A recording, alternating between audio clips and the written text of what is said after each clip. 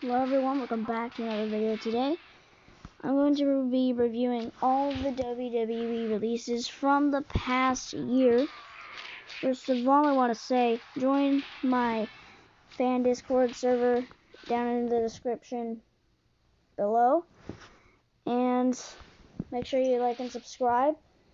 And also check out my new server, which is a wrestling server that I'm kind of still working on.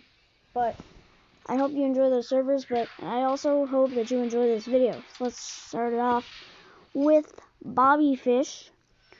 Bobby Fish is a former member of the Undisputed Era, multiple-time NXT Tag Team Champion, and I'm a big fan of Adam Cole, if you didn't know that. The Undisputed Era is special to me, I guess. So, I'm kind of just following Bobby Fish, really. I mean, I watch AEW as well, of course. But, like, Bobby Fish is a good wrestler. Of course, he was released because of NXT 2.0 and how they have a view that they want more younger talent. But Bobby Fish, I mean, he was just starting off a singles career in NXT. They just let him go too early, but it's not that surprising that he got released, but that's fine. Oh yeah, this one was from August. The next couple are from August. So next we got Mercedes Martinez. Sorry if I pronounced that. I am extremely sorry. But she was doing extra good in NXT like the past year until she got knocked out in a match. And that was her last match, just getting knocked out by accident. Like, come on, guys. But she was just getting a rivalry started with Xia Li and the rest of whatever the faction's name is, with Boa and why am I forgetting this just in the video? Well, it doesn't really matter for now. But now we're gonna move on to Leon Ruff, former NXT North American champion somehow. Not too much to say. He had a short 1-month run after he defeated the guy who hates wheels, Johnny Gargano. And yeah, nothing much to say for Leon Ruff. He was starting to pick up some steam around April when he was included in the NXT North American Championship match as well. And he did pretty good. Pretty sure he was starting a rivalry with Isaiah Swerve Scott or something. So, I mean, we're going to get to Isaiah later on. And I know my friend is a big fan of Isaiah Swerve Scott. And when I messaged him at like 12 o'clock at night saying that he got fired, he was like, bro, why? So, now we're going to move on to Tyler Rust. I don't know much about Tyler Rust. I just know that he was a member of Diamond Mine, then got fired. But that's all. Like, I'm sorry, Tyler Rust, but that's all I know. Like, that's it. Moving on to Bronson Reed. If you didn't know, he's in NJPW right now under the name Jonah. He's a former NXT North American champion that should have had his reign longer. But I mean, he passed the title on to Isaiah Swerve Scott again. We'll get to Isaiah later on. But Bronson, I mean, he was getting ready for a call-up any second until Laurinaitis called him and said, "You're fired." Which I think, I mean, that's kind of just mean.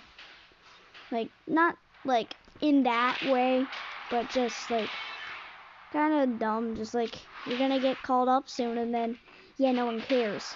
So Bronson Reed, I wish that they held him on for longer. So now we're gonna move on to Jake Atlas. I don't know too much about Jake Atlas. I just remember matches in 2020 for the NXT Cruiserweight Championship and a couple matches. Pretty sure he teamed up with Mercedes Martinez in that match. So, pretty sure they had a team going against Xia Li and Boa. You can you can comment down below if that's wrong. But, yeah. Wow, this is getting really long already. So, next we got Ari Sterling. I don't know much of Ari Sterling. I don't watch 205 Live anymore because it's just people from NXT. Not in that way, but just people that don't even get featured on NXT other than like Diamond Mine. So next we're gonna have Kona Reeves. I don't know much about Kona. I just know that he kept trying to come back, but like every single match that he would try to come back in, he'd just get injured again. And we'll have someone else later in the video that had the same problem, but had a little bit more success. So now we're going to talk about, I don't know who Zechariah Smith. I'm sorry, but maybe I can do a little bit of research on him. But that's all I know for him. Asher Hale. This one I kind of feel is kind of rough as well. Because Asher Hale, he got signed like just a couple months before. The worst part is that he came there for like his dead dad or something. And he just wanted to see him wrestle, but that sadly didn't happen. But that's really all I know about Asher Hale. I watched maybe one match against him versus Drake Maverick, which we will get to later in this video. But yeah. Giant Ganzier. Sorry, same thing with Zechariah Smith. I don't know who that is. Same thing with the next two. Steven Smith and Desmond Troy. Well, Desmond Troy, not Desmond. Alright, next we're gonna move on to probably the biggest release of the year, Bray Wyatt, or the Fiend, whatever you want to call him. It was because he was unvaccinated, which, I mean, that's a good reason to fire someone, but, I mean, that's Bray Wyatt. Like, I'm sorry, but it's Bray Wyatt. But, I mean, they gotta do what they gotta do, but it's still not a good business decision. I mean, it is better for the wrestlers to not be around someone who didn't get the vaccine and could get them sick because of that. But we're gonna move on to 2.0. They were called Everrise in NXT. I'm just calling them 2.0 because that's what I'm used to calling them now in AEW. So they just had a YouTube series basically, and they appeared sometimes. But that's basically it for them. Next we got the wild NXT career of Killian Dane. So we're going to talk about, so he started off with Sanity, good faction in NXT. They got called up to SmackDown. They get a match against the New Day, and then Vince just is like, we're going to keep Eric Young, do nothing with him. We're going to keep Nikki Cross, do nothing with her. And then Wolf, you can go to NXT UK. And Dane, you can just go back to NXT. So that's what Dane did. He had a good rivalry with Matt Riddle for a bit. Then teamed up with Drake Maverick, which again we're going to get later into this video. And then that was basically it. He got released, and that's it basically. Next we're going to talk about Marina Shafir. I don't know very much about Marina Shafir. I just know that Ronda Rousey and Shayna Baszler and Jessamine Duke have some sort of allegiance. Same thing. I don't know very much about Jessamine Duke, so later in this video, Next we got Arturo Ruiz. I remember him for one thing only, and that was he broke his foot against Pete Dunne, I believe, on the first episode of New NXT, not NXT 2.0, but that's all I remember. Curt Stallion, not much of a person that I know in wrestling. So we're gonna move on to the Singh brothers.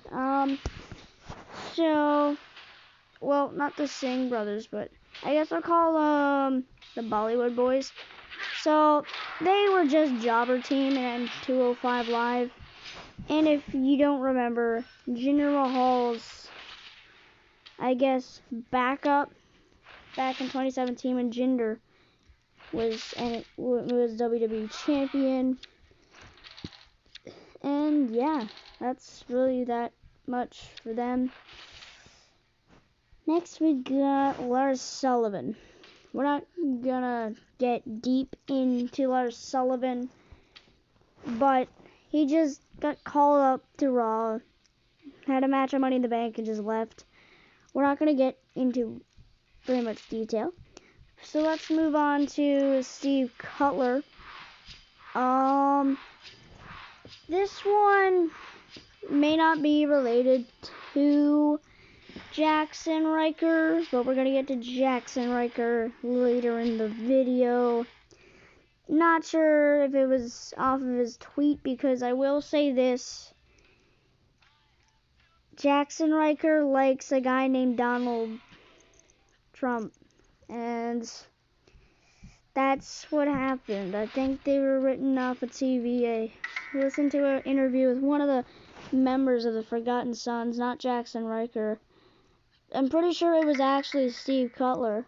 But I'm not completely sure. So, okay. I just messed up something in this Supercard gameplay in the background. Next we're gonna talk about Andrade, or in AEW, Andrade El Idolo. I still feel that AEW is underutilizing him. And if you do not think that they are underutilizing him, that's fine.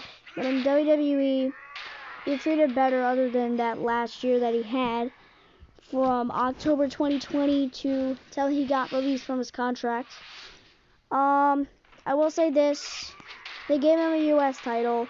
He made it work. He made most things work. And I remember this thing that I heard that Andrade was made fun of by Vince McMahon, that he couldn't speak English when they signed him, which I think is pretty bad to make fun of someone because they can't speak very much English. But I will say this: Andrade is underutilized in AEW, and you can't say different. You can argue in the comments below, but yeah. Next we got Billie Kay and Peyton Royce, the Iconics. Basically, I felt like they were used pretty well until they were written off of TV. They were former women's tag team champions. They took them off of TV, and then they put them back up just to get split up like a month or two later, which is pretty insanely dumb. And they're also replaced with the most random tag team partners ever. We got Lacey Evans and Peyton Royce, and Billie Kay just walking around looking to get a tag team with someone, which is weird. But the Iconics, I mean, they were good, but now they're in Impact as a women's tag team champions, or knockout tag team champions, whatever you want to call them. Next we got Samoa Joe. This one does not really count, so I'm just going to skip it because he's still in the company. So we're going to move on to Lucha Kalisto. He does lucha things from his iconic interview in 2016 that people do lucha things. Kalisto was, he started off kind of well because, I mean, he won the U.S. title 2 times. They were both short reigns, but then he got put into the cruiserweight division, which came out actually pretty good for him, I will say that. Well, for the first little bit. Then Lucha House Party came around. That wasn't very good for him. And then he finished off his career with, he's gonna be back soon. He's super buff just to get fired. Like, come on, guys. Next we're gonna go on to Chelsea Green. She was basically just a character in NXT. Got called up to SmackDown. Breaks something in her arm in her first match, which is pretty bad. But I don't know very much about Chelsea Green. I did watch a couple matches from NXT, but that's basically it. Next, we're going to move on to Mickie James, former women's champion. She had a weird rivalry in 2009 or something with Michelle McCool. But I didn't really watch WWE and at that time because I only started watching in 2018, but I should probably know more. Well, I do, because she had a rivalry with Trish Stratus, and it was weird.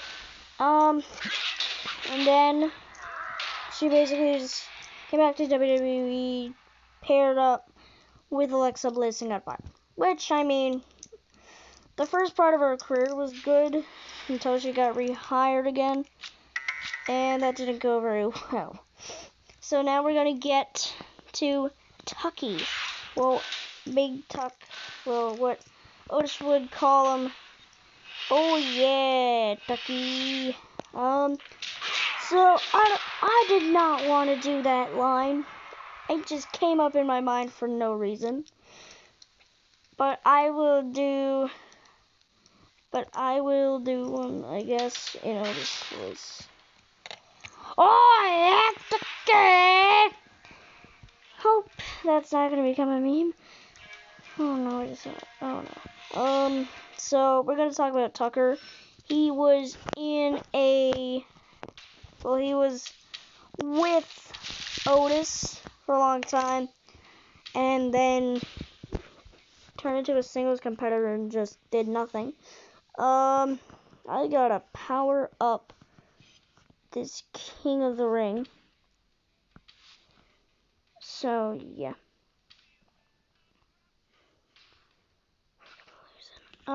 So now we're going to talk about Bo Dallas, and he tried to believe that he was going to stay in WWE, but that didn't happen. So Bo Dallas, he came up in NXT, became NXT champion.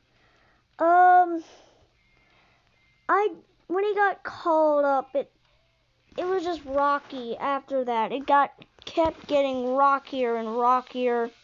He won the Raw Tag Team titles with Curtis Axel, but that's it. That was only for like a month as well. I'm gonna have to do a part 2 of this, so that's the end for this video. I hope you like it. I hope you like and subscribe. I hope you join those Discord servers. And I will see you next time on the Psyduck Master channel. Make sure you like and subscribe.